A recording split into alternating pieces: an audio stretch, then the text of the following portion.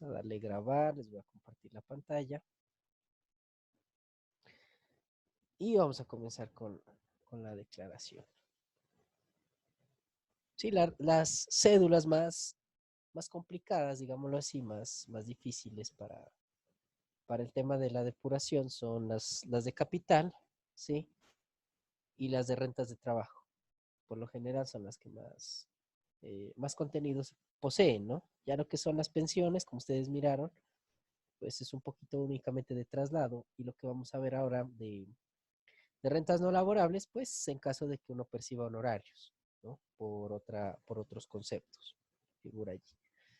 Bueno, entonces, este era el ajuste fiscal, este lo hicimos con ustedes, ¿no? La clase anterior explicamos estos conceptos del capital como tal y habíamos estructurado el estado de situación financiera. Lo habíamos dejado de esta manera, ¿cierto? Entonces, ¿qué se les pidió en el ejercicio? Ya con esta información únicamente hacer esta declaración, formulario 210, ¿sí? La parte de pensiones y de capital, porque estas otras cédulas pues no teníamos información. ¿Listo? Entonces, aquí yo les había entregado esa pestañita adicional en donde están los registros de pensiones y de capital como tal, ¿no? ¿Qué duda encontraron aquí? ¿O todo claro? Claro como el agua de Empobando. No estaba esa pestaña, profe, ¿sí? Sí, claro. Este es el archivo que les envió a ustedes. Sí, porque No, aquí yo les no la dije, tuve. miren, aquí está las pensiones y aquí está lo de capital, para que tengan en cuenta. Miren que en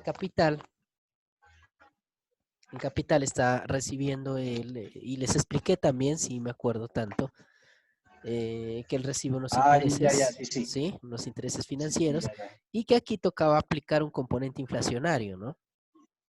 Para hacerlo no constitutivo de renta en la parte de los rendimientos financieros. Y que ese componente inflacionario pues lo daba el Estado cada año para las entidades financieras y está en margen en el 2019 del 62,97%. ¿Sí? Ya, lo demás eran datos como gravamen, un gasto de leasing que tenía, como deducciones. Aquí se puede deducir algún dependiente, pero únicamente para la renta de eh, la que mirábamos de asalariados, ¿no? Para esa se puede hacer deducción de dependientes, ¿no? Rentas de trabajo. ¿Listo? Aquí en este caso no aplica. Entonces, bueno, aquí de pensiones teníamos como ingreso, el señor tenía una pensión por FOPEP, le pagaba a esta empresa este valor de pensión anual, ¿sí? De esta pensión únicamente el trabajador eh, aporta lo que corresponde a salud, ¿sí? Este es el rubro total de salud que pagó en el año. Pensión ya no aporta porque, bueno, el señor como ya está pensionado no tiene esa obligación. Entonces únicamente haríamos alusión a la salud.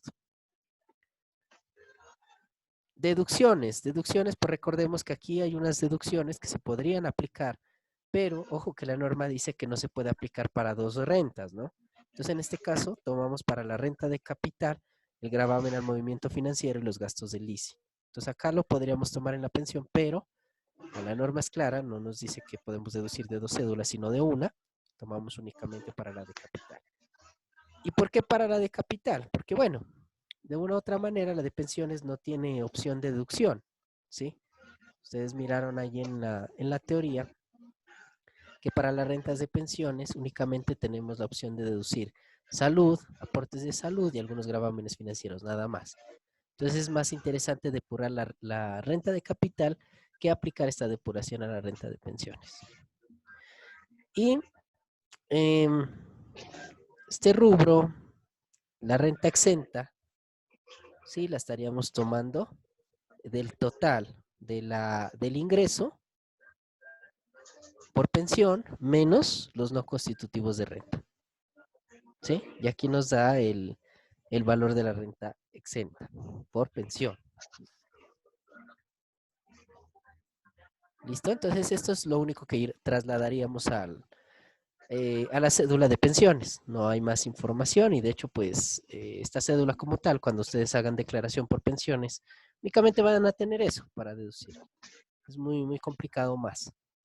Y para lo de capital, pues aparte de lo que ya hicimos los ajustes, los activos y ya valorizamos el estado de situación financiera con respecto a los activos que posee, vamos a tener adicionalmente los rendimientos financieros, que los estipulo aquí. Esto ya se los entregan las entidades financieras mediante el certificado, ¿sí? Y unos ingresos, esto es lo interesante, ¿no? Ingresos por arrendamiento, por eso es por capital, ¿sí? De esos ingresos por arrendamiento, pues podemos descontarnos nosotros el componente inflacionario, que hablábamos de este tema de los intereses, de los rendimientos. Lo estamos descontando el gravamen del 4 por mil y los gastos de leasing. Ojo, pero este leasing, estos pagos que se realizan por leasing, deben ser de las propiedades que a usted le está generando utilidad o ingresos, ¿sí? Únicamente, nada más. Y estos costos y gastos también que se deduce son de las entidades que usted está percibiendo ingresos. Asimismo, el impuesto predial que usted se deduce aquí como gasto, debe ser únicamente de las bienes inmuebles que usted está percibiendo ingresos. Y únicamente por el tiempo que haya permanecido este bien inmueble arrendado. Entonces, por ejemplo, si estuvo únicamente 3 meses arrendado, entonces usted tiene que dividir el valor del impuesto predial entre 12 y ese valor multiplicarlo por 3, nada más. Solo tiene derecho a ese rubro, ¿no? Muy importante en estas rentas de capital. Y una vez tenemos estos valores, que ya, bueno, estaban dados, procedemos a hacer el diligenciamiento del formulario 210. Entonces, ¿qué vamos a diligenciar en el formulario 210? Ojo, para todas las rentas, no únicamente para la de capital o para la de dividendos o para la de ingresos, ¿sí? No laborables, tenemos que diligenciar el patrimonio. Es muy importante saber qué patrimonio, con qué patrimonio cuenta. Por eso lo primero que usted le va a elaborar a su cliente va a ser un estado de situación financiera, con lo que tenga, ¿sí? Hay personas que tienen bastante, como en este caso, bastantes propiedades. Hay otras que no, únicamente tienen un carrito o mucho su casa y ya, y alguna deuda y no tienen más. Pero de igual manera, usted como contador está en la obligación de hacerle su estado de situación financiera. Así tenga una cuenta por cada componente del estado de situación financiera. Entonces, en este orden de ideas, esta parte inicial de patrimonio cobija todo. Entonces vamos a diligenciar aquí el patrimonio bruto. ¿Cuál sería el patrimonio bruto en este caso? ¿Cuál le colocaron ustedes como patrimonio bruto?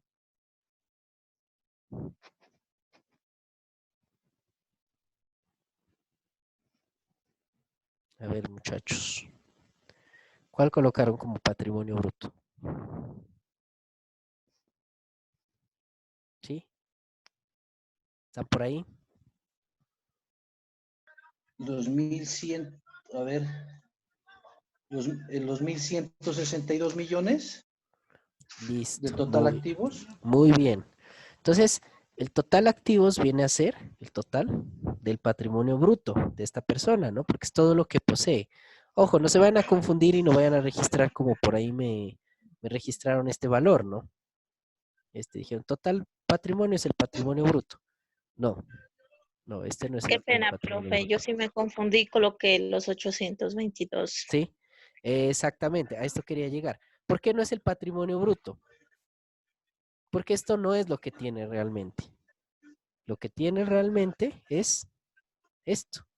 Esto es el total de sus activos. ¿Qué es el patrimonio? Lo que usted posee, ¿no? Entonces, mire, lo que usted Ujú. posee aquí está distribuido entre unas cuentas corrientes, unas cuentas de propiedad, planta y equipo, y unas cuentas de otros activos, unas inversiones que tiene acá. Entonces, esto es lo que realmente tiene el señor. Entonces, miren, si pasamos acá al formulario, hacemos diligenciamiento 1162,520. Vamos a dejarlo con cifra cerrada. Y le vamos a quitar las deudas. Entonces acá sí vamos a mirar cuáles son las respectivas deudas. Esto se hace en parte del total pasivo. Eso es lo que debe el contribuyente. 340.326.000.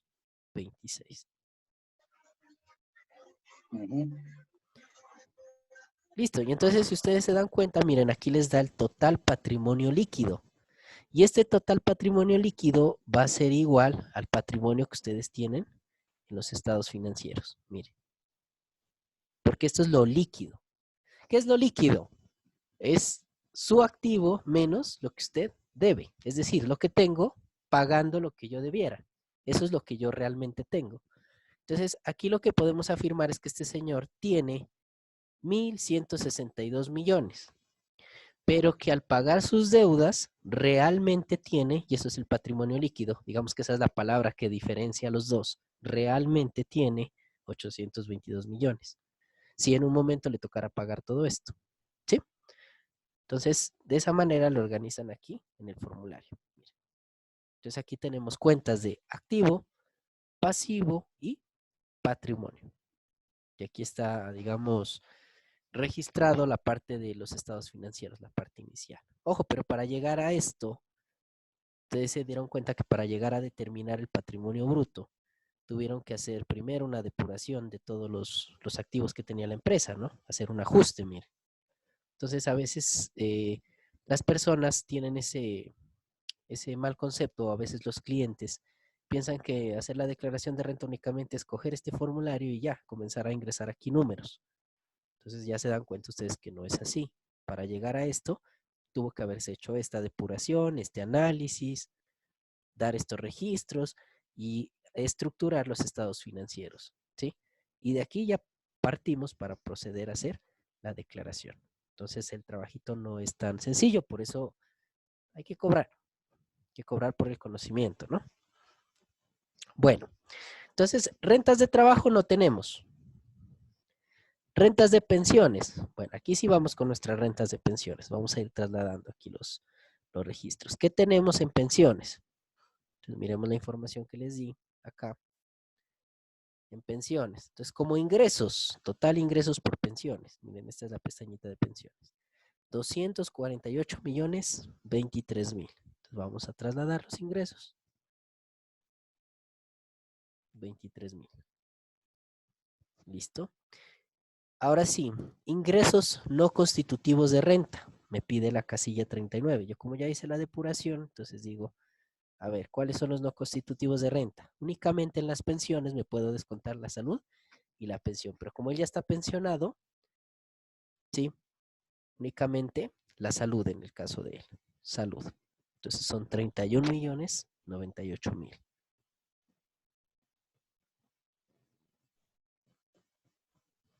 Listo. 31.098.000. Tenemos rentas exentas. Vamos a mirar.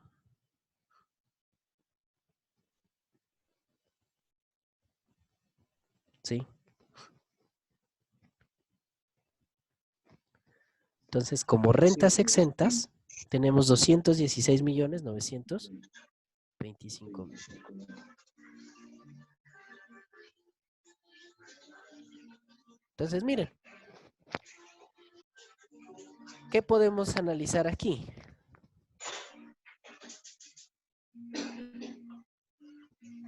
¿Qué se puede decir aquí en esta parte? Por allá vea, dime pajarito, dice. Uy, está escuchando vallenatito. ¿Sí? ¿Qué podemos decir de esto?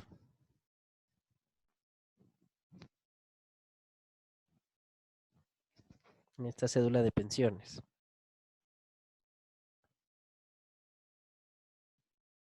¿Se podría decir que por estas rentas él no va a pagar nada? ¿No tiene nada que pagar? Dice que usted máximo en la norma, para lo de las rentas exentas, máximo que usted puede descontarse hasta 12.000 VTs, ¿cierto? Miren, la VT está en 35.607. Es decir, que usted puede máximo descontarse hasta 427.284.000, ¿no? Es por eso que nosotros aquí tomamos los ingresos, los que están acá arriba, ¿sí? Ingresos por pensiones. Le restamos los no constitutivos de renta, ¿sí? Obviamente estos no van a sumar, sino van a restar. Nos da este rubro, 216.925.000. Me dice la norma que por pensiones, por cédula de pensiones, yo me puedo descontar hasta 12.000 VTs, hasta 427 millones. Entonces, por ese motivo, yo me tomo todo el valor, o sea, el valor resultante es exento para mí. O sea, yo no debo pagar impuesto hasta este rubro, hasta 427 millones.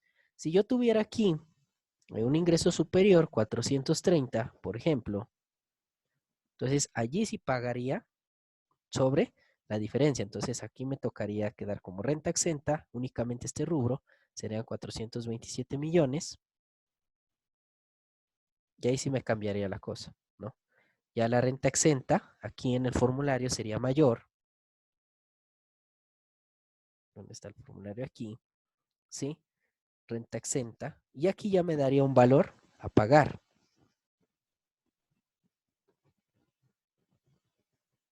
¿Sí, mira? Entonces ya es un valor a pagar, ya me da aquí. Entonces, Profe, si le da, profe, una preguntita, si le daba ese dígame, valor negativo, ¿eso no tiene nada que ver? aquí nos da negativo, ¿sí? Ajá, claro, Pero por ya lo en el que... formulario como tal ya le da aquí grabable para pagar. Entonces, como tal, miren, es la resta aquí es de la renta líquida Ujú. menos la renta exenta, ¿no? Si usted tiene exento 100 millones, ¿sí? Ahí le genera un rubro Ya, para cancelar. Entonces, allí paga. Pero en el caso de que usted ya. tenga adicional, procedería a hacer el respectivo pago. En este caso nos da igual. Igual, ¿por qué? Vuelvo y le repito, porque la norma me permite descontarme o hacer exenta mi renta hasta 12.000 VTs anuales, ¿no? Entonces, por eso es que tomamos aquí todo el valor. 216. Es decir, aquí estamos tomando ingresos menos los no constitutivos de renta y menos la renta exenta que me permite la ley. Por eso para pagar no me da nada. Entonces el señor, pues por rentas de pensiones, mire, no va a pagar nada. Primer caso.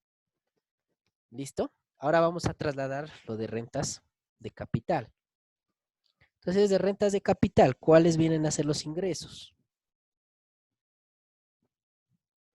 Vamos a ver los ingresos, ¿no? ¿De dónde obtenemos los ingresos? Del estado de resultados. ¿Qué hay que hacer el estado de resultados? Pues realmente una persona natural, lo básico es hacer el estado de situación financiera. Eso sí. Pero bueno, si usted gusta, le puede hacer el estado de resultados, únicamente ingresos, menos costos, le da la utilidad operacional, menos gastos, le da la utilidad operativa, le suma los otros ingresos, le resta los otros gastos y le da la utilidad neta y de allí ya le descuenta los gravámenes al movimiento financiero y le da la utilidad antes de impuesto. Y ahí pues ya le tiene que hacer esta depuración para saber cuál es la utilidad del ejercicio, si es que le da utilidad, ¿no? Obviamente. Entonces, para el caso de este señor, los ingresos están supeditados a los arrendamientos, ¿sí? De un bien inmueble. Entonces, como ingresos, el señor tiene 11.917.000 correspondiente a los arrendamientos y a unos rendimientos financieros por las inversiones que él tiene, ¿no? Las inversiones que están aquí en el activo de él, ¿sí? Entonces, él en estas inversiones recibe unos ingresos. Entonces, hay que considerarlos. Miren, 11.917.000 y trasladamos aquí al formulario.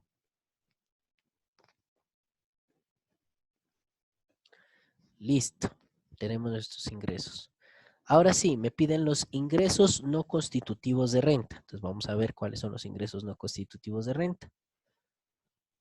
Ya, para el tema de los ingresos que no sean constitutivos de renta, el ingreso bruto siempre va a ser generador, ¿sí? De renta. Lo único que se le podrá descontar a ese ingreso generador de renta van a ser los costos y gastos asociados a ese arrendamiento. Pero no existe un rubro dentro de él que diga que no constituye renta. Este siempre va a constituir renta. Lo que sí no le puede constituir renta son los intereses, una parte, y el Estado así lo ha decretado, que una parte, una tarifa de los rendimientos financieros que usted tenga, le puede a ser como no constitutivo de renta, que es el componente inflacionario. Y lo calculamos 62,97% para cada uno. ¿Qué quiere decir no constitutivo de renta? Pues quiere decir, por ejemplo, que en los 100,000 que le dio Bancolombia a este señor, 37,030 le va a gravar impuesto a la renta, la tarifa que le salga. Y esta diferencia va a tener derecho a descontársela de este ingreso, de este total de aquí. Entonces, miren, son 190,169. 190,000. Aquí se trabaja con números cerrados.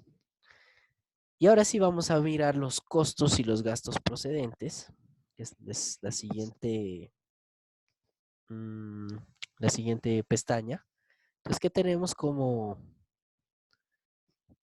costos y gastos procedentes? De acuerdo a nuestra depuración. Acá tenemos los intereses hipotecarios que paga por ese bien inmueble y el impuesto que pago por ese bien inmueble. Es decir, 15,741,000. Entonces, costos y gastos procedentes, 15,741,000. Listo. Miren. Aquí estamos calculando la renta líquida, ¿no? ¿Qué pasa aquí? ¿Qué se puede determinar aquí en hasta el momento que llevamos haciendo la declaración? Que tenemos gran cantidad de costos y gastos, Ajá. O sea que lo hay cual nos afecta y pues tenemos valor negativo, ajá. No una pérdida. tenemos renta líquida como tal, ajá, tendríamos una pérdida. Exacto. Entonces el señor muestra una pérdida. Y esto es normal. O sea, usted no puede decir, no, uy, qué mal, vea que le ha ido, ¿no? No, no, lo que pasa es que puede ser que preciso en ese año, que él tuvo arrendado un tiempo, preciso invirtió más en arreglar el bien inmueble, ¿no? Le hizo cambiar pisos, le hizo estucar, bueno, le hizo acabados, muebles, etcétera. Por eso el rubro de la inversión es más grande que lo que retribuyó, cosa que el próximo año va a variar, obviamente. Entonces él va a seguir arrendando, pero quizá este rubro de costos y gastos ya va a bajar, porque como ya tiene arreglado su apartamento o su casa, pues ya no va a invertir más dinero en esto. Entonces ahí ya le puede dar ganancia. Mientras tanto, da pérdida. Ahora, miren ustedes que aquí dentro de la cédula también tenemos nosotros para descontar unas deducciones que correspondían al gravamen al 4 por 1000 y unos gastos por leasing, ¿sí? Que era por el contrato de leasing, bueno, son gastos ya financieros como tal aquí. Son 9,180,000. Miren, si yo lo registro, o sea, lo podríamos hacer, lo podríamos registrar aquí en deducciones, 9,180,000. Pero de igual manera, no me daría, no me estaría afectando en nada ahorita hacer el registro, la casilla 48. ¿Por qué? Porque me aumentaría más el saldo negativo, ¿sí? Entonces eso ocasionaría ninguna diferencia. Esto no va a quedar ningún saldo a favor, por ejemplo, para el siguiente periodo. Únicamente le da a no pagar. Entonces, ya llegar a este punto y seguir registrando aquí rentas exentas de capital o estas deducciones, pues la verdad ya lo que me va a ocasionar es pérdida de tiempo. Y aquí miramos que nos dio la renta líquida negativa, pues podemos dejar allí. Aunque por control lo vamos a dejar este valor ahí registrado. Pero como les digo, sabemos que es pérdida, pues no va a grabar ningún impuesto. Entonces, para este caso, ya aquí finalizamos la declaración de renta de este contribuyente. Pues aquí podemos afirmar que este señor definitivamente pues no paga ningún impuesto a la renta, ni por rentas de pensiones, porque él ahí queda, digamos, exonerado por la depuración, ni tampoco por rentas de capital, porque más altos fueron sus costos que los ingresos. Ahora, esta información en la vida real debe estar muy bien soportada, ¿no? Sobre todo aquí estos costos y gastos. En el caso de que la DIAN le haga una revisión, él va a revisar facturas aquí. Esto va a decir, bueno, usted haber obtenido solo estos ingresos, indíqueme las facturas de cobro del arrendamiento, ¿sí? Ahora dice, no, es que yo no tengo un cobro de arrendamiento. Ah, entonces indíqueme la copia del contrato de arrendamiento. Entonces, mínimo debe haber un contrato de arrendamiento. En el contrato deben estar las cláusulas, el valor, el tiempo y los cánones que se va a pagar mensualmente, ¿sí? Entonces, esos serían los soportes que usted debe pedir en estos casos para esta renta de capital, ¿no? Mínimo el contrato. Y soportarse con las facturas de estos gastos, ¿vale? En el tema de los no constitutivos, pues soportarse con los certificados de las utilidades que usted ha recibido de sus inversiones. Y aquí finalizamos el tema de la declaración de renta. ¿Qué pasa si, por ejemplo, aquí en esta casilla hay un saldo a favor del año anterior? Resulta que le queda un saldo a favor. Por aquí se oye motivo. Unos 1.800.000, por ejemplo. Le quedó de saldo a favor. Entonces, ¿qué podemos hacer nosotros? Tenía un saldo a favor del año anterior y este año no nos dio a pagar nada, o sea que no me lo puedo yo descontar. ¿Sí? Miren, aquí pasa el saldo a favor. Entonces yo lo transfiero, ¿sí? Como tal, el formulario automáticamente le registra así, miren. 1.800.000, saldo a favor del año anterior, le registra saldo a pagar, negativo, y aquí les registra un total saldo a favor para el próximo periodo, ¿no? Total saldo a favor de este año. Recomendación.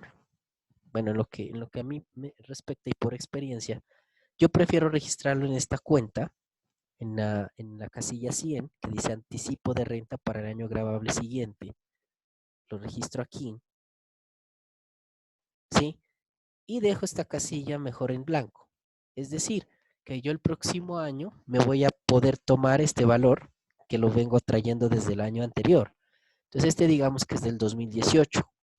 En este año lo traigo, pero como no tengo ningún valor a deducir, lo llevo al siguiente periodo en esta casilla, anticipo de renta para el siguiente año. Si yo lo dejo únicamente aquí, total saldo a favor, el formulario de la DIAN del próximo periodo ya no me lo va a tomar. Entonces es como delicado porque no deja digitar esa parte. Entonces preferible, les sugiero yo que no lo dejen así, sino lo dejen con el rubro aquí, ahí. Y esto transfiere en esta casilla 100 automáticamente a la 97 del próximo periodo. Y ahí si digamos ya les da un valor a pagar, pues pueden irse descontando ese rubro. Y si les queda un saldo, lo dejan aquí, en la casilla 100. Y ahí van acumulando. Esa es la ventaja, digamos, del impuesto a la renta, que usted si le queda un saldo a favor, lo puede ir acumulando para los siguientes periodos. ¿Listo, chicos? ¿Fácil? ¿Difícil? Profe, qué pena. Dígame. Y si lo deja en la casilla 104, o sea, para el próximo año, ¿puede ser que se pueda perder ese dinero? No le arrastra el formulario. O sea, si lo deja así, no lo arrastra. Entonces, cuando usted vaya abra el formulario de la DIAN, porque estos formularios son automáticos, diligencia la declaración, cuando usted mira en su casilla aquí 97 no hay nada. Pero usted dice, no, si yo del año anterior tengo un saldo a favor, ¿sí? Entonces, ¿qué le toca? Ingresar de forma manual. Otra vez aquí, 1.800.000 de forma manual. Pero en cambio, si usted lo deja aquí como tal, formulario automáticamente se lo va a transferir para el próximo periodo. Este truquito, digamos que se los dejo, es para que quede la trazabilidad dentro de la plataforma de la DIA. Eso, así más expresado. Ahora, que usted lo puede dejar allí, está bien. Yo no le digo que está mal, está bien. Lo puede hacer. Y que el próximo periodo le toque digitar de forma manual, pues también lo puede hacer. Pero en el caso de una auditoría o de una revisoría, pues es más interesante que usted haya dejado trazabilidad de esta utilidad y que no la haya colocado de manera manual, que la haya digitado, sino que el sistema automáticamente ya le traiga de una declaración anterior ese valor. Digamos que es más por control tributario, algo así, ¿sí? Ahora, cualquiera de las dos maneras está bien, no hay ningún problema. De todas maneras, aquí le informo un saldo a favor. Pero puede darse que usted tenga un saldo a favor, por ejemplo, de 1.800.000 y usted ya dejó de trabajar en esa empresa y llegó una nueva contadora. Ah, dice, vea, del año anterior hemos tenido un saldo de 1.800.000. Entonces llega y registra y se le olvidó poner un cero. 180.000 colocó. Hizo la declaración, firmó, presentó. Cuando después se da cuenta, ay, la embarré, dice, 180.000. Ahí le toca hacer sustitutiva, pagar la sanción y pagar los intereses, ¿sí? Y sobre todo aquí crea una duda. Bueno, ¿es 1.800.000 o 180.000?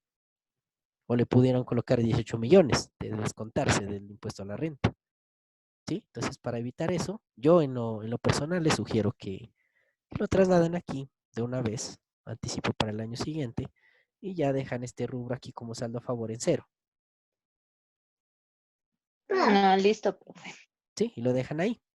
Y entonces aquí ya estipula saldo año anterior, abren el formulario el otro año y ya les sale automático. Entonces, si es otra persona, ya ni siquiera mete la mano aquí.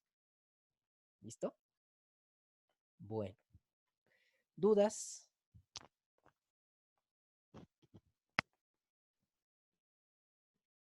¿Inquietudes?